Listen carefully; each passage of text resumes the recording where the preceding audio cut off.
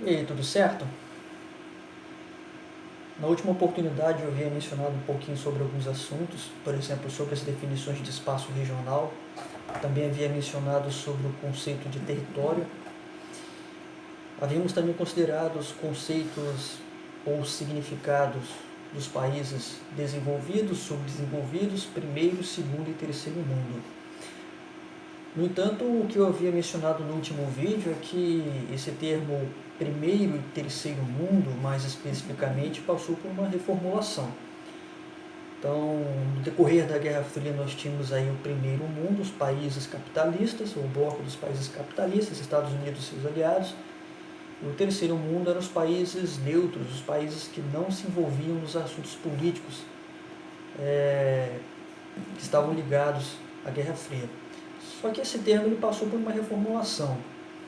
Houve um economista, logo após o término da Guerra Fria, que eu não me recordo o nome dele, faz muito tempo já que eu estudei sobre esse assunto, que ele passou a criar um outro conceito sobre esse termo, primeiro e terceiro mundo. O que foi que ele fez? Passou a ter a definição que obviamente tem nos dias de hoje. Os países do primeiro mundo são os países desenvolvidos, os países com alto índice de desenvolvimento humano, com uma boa estrutura econômica, com baixo índice de corrupção. Os países desenvolvidos, países com uma boa condição social, por assim dizer, com altos níveis de tecnologia, por exemplo, Estados Unidos, os países que compõem a União Europeia, e mais especificamente esses daí, alguns países asiáticos, como o Japão, por exemplo. E os países do terceiro mundo foi a seguinte definição pós-Guerra Fria: são os países pobres, né? Ou os países emergentes, países que estão emergindo, né? Os países que estão começando esse processo de desenvolvimento agora, por exemplo, a Índia, o México, a Argentina. O Brasil ainda acredito que seja um país emergente, apesar dessa desaceleração do ritmo de industrialização do país por causa dessa crise. Agora, por causa da pandemia também, a gente vai ter muitos problemas, né? Mas enfim, os países de terceiro mundo são os países subdesenvolvidos, os países emergentes, né? Não precisa nem dizer quais são os problemas que esses países possuem, né? Problemas culturais, como por exemplo o elevado índice de corrupção, pobreza, falta de investimento em educação, saúde, tudo isso joga o índice de desenvolvimento humano lá para baixo. Então, nós somos classificados, infelizmente, como um país de terceiro mundo. Agora, para começar assim a entrar nesse assunto chamado globalização, só um detalhe: eu havia considerado os conceitos de espaço regional, também havíamos mencionado sobre território, no entanto, faltou mencionar o conceito de lugar. O que é um lugar? De forma resumida, o lugar é todo aquele espaço ao qual o ser humano demonstra uma certa afetividade. Por exemplo, com certeza, se alguém for ver esse vídeo, eu tenho quase certeza que gosta da sua cidade natal, da cidade que reside. Na sua cidade que você reside, talvez tenha uma escola que você tenha talvez uma boa lembrança, tipo uma escola de ensino fundamental 1 e 2, ou um ensino médio. Se você já tiver concluído o ensino médio há muitos anos já, talvez você tenha boas lembranças, ou uma praça pública, ou um estádio de futebol, por exemplo. Todos esses são lugares. E se você se sente bem, obviamente essa é a definição de lugar. O lugar é onde você se sente bem, onde o ser humano tem aquela afetividade com aquele local. Isso já entra na geografia, nos conceitos de geografia humana, mas é um assunto que não cabe se aprofundar agora. Mas o conceito de lugar é esse. É tudo aquilo que as pessoas têm uma certa afetividade, certo? Então consideramos o conceito de espaço regional, território e lugar. Agora, quanto ao assunto mais voltado para a globalização, nós temos que sempre lembrar que existem algumas diferenças entre alguns termos. Por exemplo, geografia política e geopolítica. Não são a mesma coisa, correto? Então, para a gente estar definindo o que é geografia política, a geografia política, a gente começar a entrar em globalização, havia um geógrafo chamado Friedrich Hatzel, que ele criou a teoria do determinismo alemão. Inclusive, esse geógrafo alemão ele foi um dos influenciadores aí, de Hitler, né?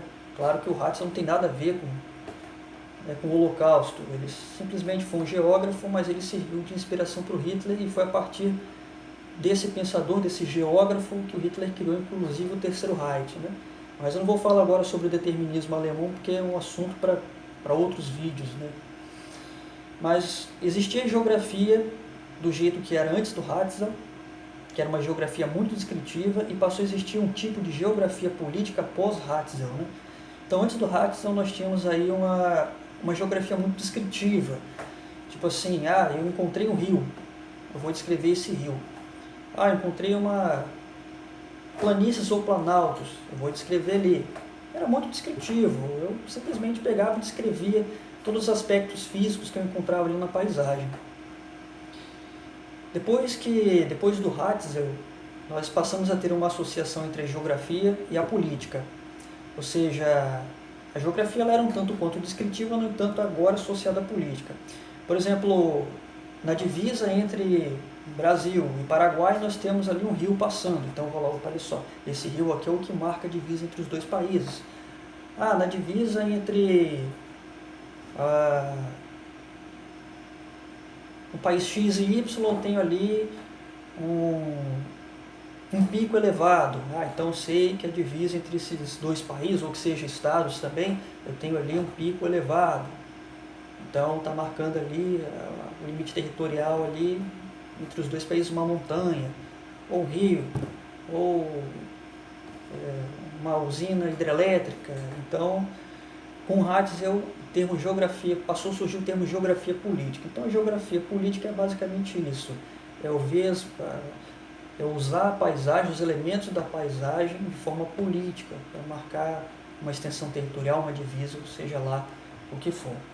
E o que vem a ser a geopolítica? Um assunto bastante interessante também.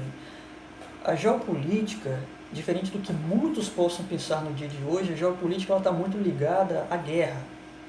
Mas como assim ligada à guerra? Tinha um jurista chamado Rudolf Kijelli. Eu lembro isso de uma aula que um professor deu. Ele fez um livro chamado Grandes Potências. E esse livro ele continha uma série de assuntos relacionados a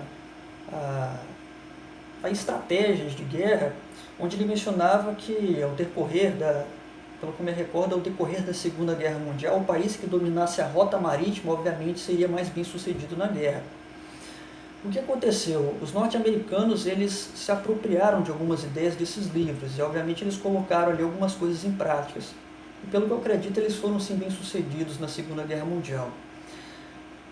Outro assunto bastante interessante é como os países eles usam a geopolítica para criar situações que possam beneficiar os seus interesses. Por exemplo, muitos de vocês já ouviram falar do Canal do Panamá. É um canal realmente muito grande, movimenta-se muito dinheiro ali naquele canal. O que acontece? Os Estados Unidos ele teve que criar algumas desavenças entre alguns países para ele poder ter aquele canal, para ele poder construir aquele canal ali, para ele poder passar com suas mercadorias. Então, o que se tinha? Ele teve que criar uma desavença entre o Equador e a Colômbia, e posteriormente ele criou uma desavença política entre a Colômbia e o Panamá no caso. Toda essa desavença política, todas essas estratégias geopolíticas que ele criou, foi a fim de que ele pudesse se beneficiar daquele canal que estava certamente passando por ali. Outro detalhe interessante que é mencionado ainda nesse livro, obviamente eu ainda infelizmente não li esse livro, foi apenas usado como uma referência didática, mas foi algumas das decisões que levou Hitler a ser derrotado ao decorrer da Segunda Guerra Mundial. Um dos generais de Hitler havia mencionado que se ele fosse mal sucedido ao tentar invadir a Rússia, certamente ele iria sofrer a derrota na Segunda Guerra Mundial. E foi exatamente o que aconteceu. O Hitler ele movimentou suas tropas na tentativa de invadir Stalingrado, pelo que eu me lembro. Ele não foi muito bem sucedido, que foi uma das frentes orientais na batalha. Tinha a frente ocidental e tinha a frente oriental. A partir do ponto que ele foi mal sucedido na frente oriental, ele acabou sendo derrotado, infelizmente, né? Então aí a gente hoje considerou alguns termos aí referentes à geografia política e geopolítica. Nas próximas oportunidades, nós vamos falar sobre a tecnologia, né? Nós vamos entrar um pouquinho mais nesse conceito de países desenvolvidos e nós vamos ver um pouco sobre a interferência dos países subdesenvolvidos no espaço regional e no território dos países subdesenvolvidos. Então vamos ver como que os países desenvolvidos eles acabam, por assim dizer, dominando com suas tecnologias esses países subdesenvolvidos. No caso mesmo do Brasil, infelizmente está nessa posição de país de terceiro mundo, então está mais suscetível a ter influências externas, né? Então, obrigado para quem for assistir esse vídeo e espero estar contando com vocês na próxima oportunidade.